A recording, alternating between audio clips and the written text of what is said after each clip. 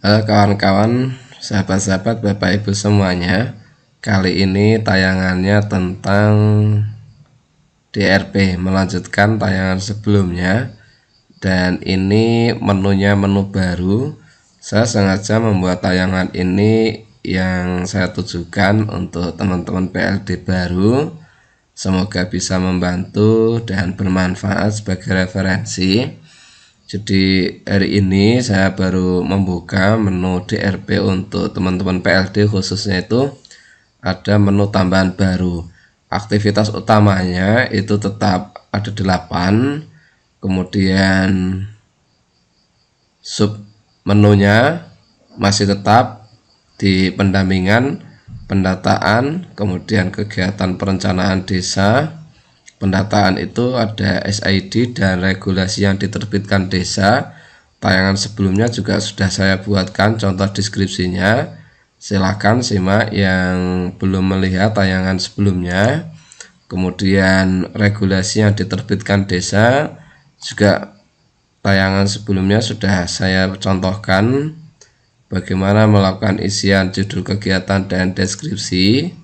Kemudian yang berikutnya ini kegiatan perencanaan desa. Nah, di menu pendampingan kegiatan perencanaan desa ini, submenu revisi dan penyusunan RPJM desa ini sekarang ditambahkan. Yang pertama ada Musdes perencanaan desa, kemudian pembentukan tim penyusun RPJM desa, kemudian penyelarasan arah kebijakan perencanaan pembangunan desa dengan arah kebijakan pembangunan pemerintah pusat, provinsi, kabupaten atau kota.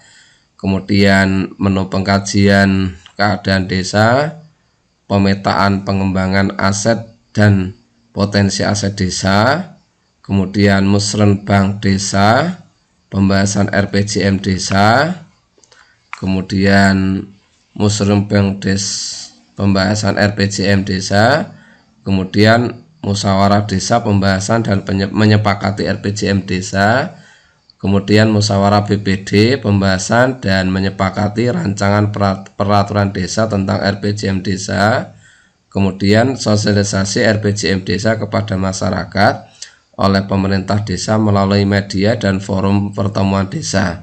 Menu ini sepertinya sudah dilakukan penyesuaian dengan Peraturan Menteri Desa Nomor 21 Tahun 2020 tentang pedoman pembangunan dan pemberdayaan masyarakat.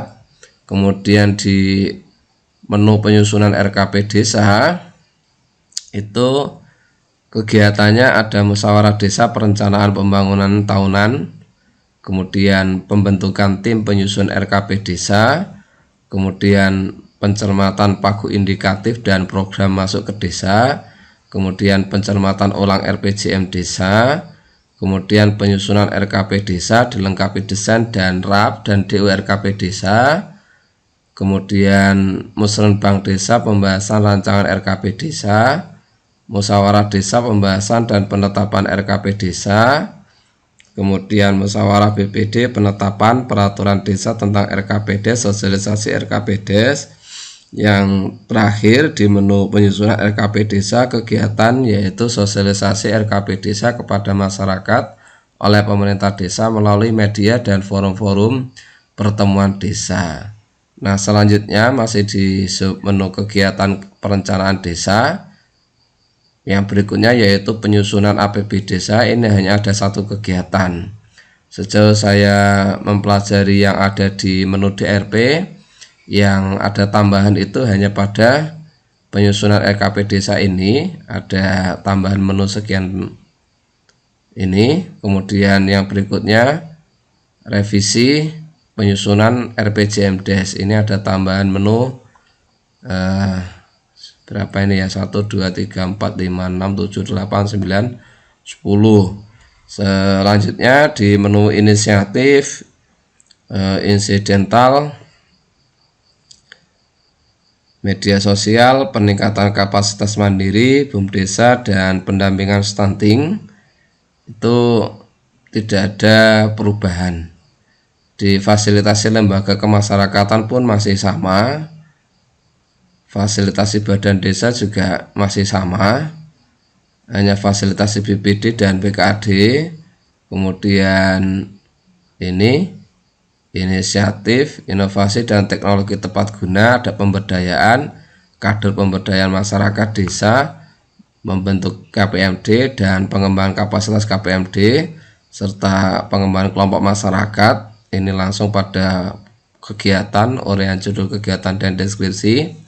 Kemudian fasilitasi, ada 2, kerjasama dan inovasi. Kemudian advokasi, ini sama dengan sebelumnya, Perdes RPJM Desa, Perdes RKP Desa, Perdes APB Desa, Perdes Kerjasama Desa, Perdes Kewenangan Desa, Perdes Bidang Khusus sesuai lokalitas, contoh Perdes Perlindungan Adat, Budaya, Mata Air, Advokasi Masyarakat. Nah, ini ke bawah nanti di tayangan berikutnya akan saya singgung satu-satu. Saya akan berusaha untuk menyajikan contoh-contoh uraian deskripsinya. Dan ini saya melanjutkan karena sebelumnya tayangannya baru 1, yaitu tentang pendampingan pendataan. Nah, sekarang saya akan membuat contoh untuk kegiatan pendampingan kegiatan perencanaan desa, khususnya revisi dan penyusunan RPJM Desa pada Musdes Perencanaan Desa. Contoh kegiatannya, nah ini yang dapat kita masukkan dalam DRP. Ini sekali lagi deskripsi itu menggambarkan kegiatan fasilitasi, asistensi atau pendampingan yang kita lakukan kepada desa. Judul kegiatan pada menu Musdes Perencanaan Desa misalnya, kita ketika di lapangan ada kegiatan Musdes Perencanaan Desa revisi RPJM Desa.